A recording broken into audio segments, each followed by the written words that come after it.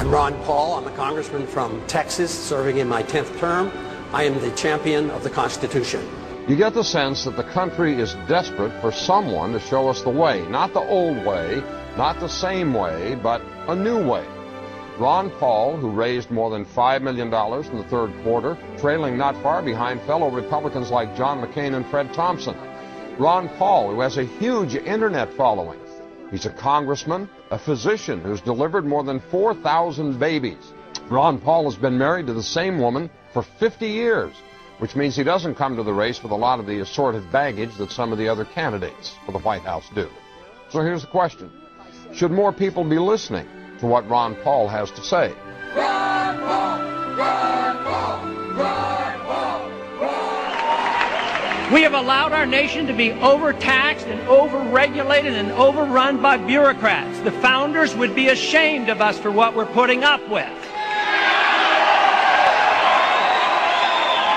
Matter of fact, if you look at every single problem we're facing today, it's because of the lack of respect for the rule of law and the Constitution. The right guy is the guy who's anti-government, anti-war, pro-personal liberty, pro-economic freedom. Vote for him, whatever party he is. And if you have to change parties to vote, that's like 5 clicks on the internet. It's not complicated. If you really want to have a choice between a real revolutionary candidate and someone out of the machine, well, this can happen. Ron Paul brings together people of all races, all socioeconomic backgrounds, all political affiliations, because freedom is truth, and truth is power, and we can live and be free in this country if we believe we can.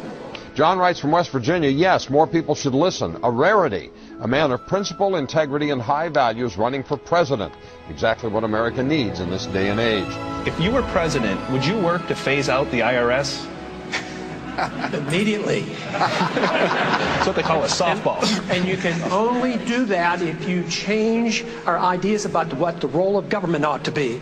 If you think the government has to take care of us from cradle to grave, and if you think our government should police the world and spend hundreds of billions of dollars on a foreign policy that we cannot manage, you can't get rid of the IRS. But if you want to lower taxes, and if you want the government to quit printing the money to come up with shortfall and cause all the inflation, you have to change policy. Congressman Ron Paul, you appear to have consistent, principled integrity. Americans don't usually go for that.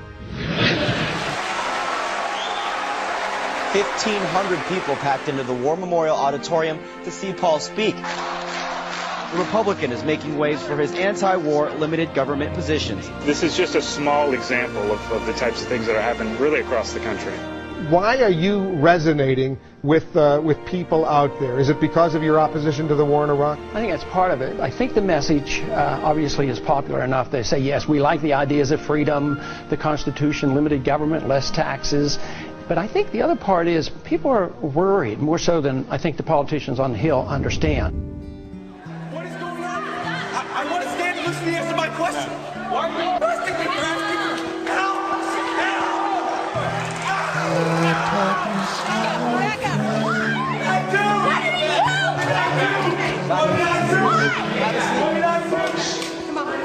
Because a vision softly creeping left its seeds while I was sleeping, and the vision that was planted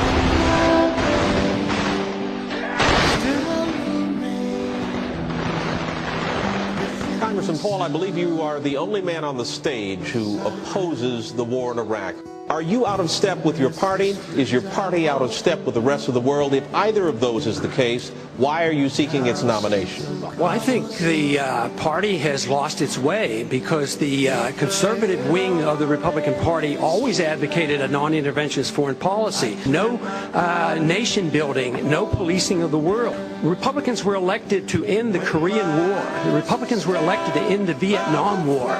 There's a strong tradition of being anti-war in the Republican Party. It is the constitutional position. It is the advice of the founders to follow a non-interventionist foreign policy. Stay out of entangling alliances. Be friends with countries. Negotiate and talk with them and trade with them.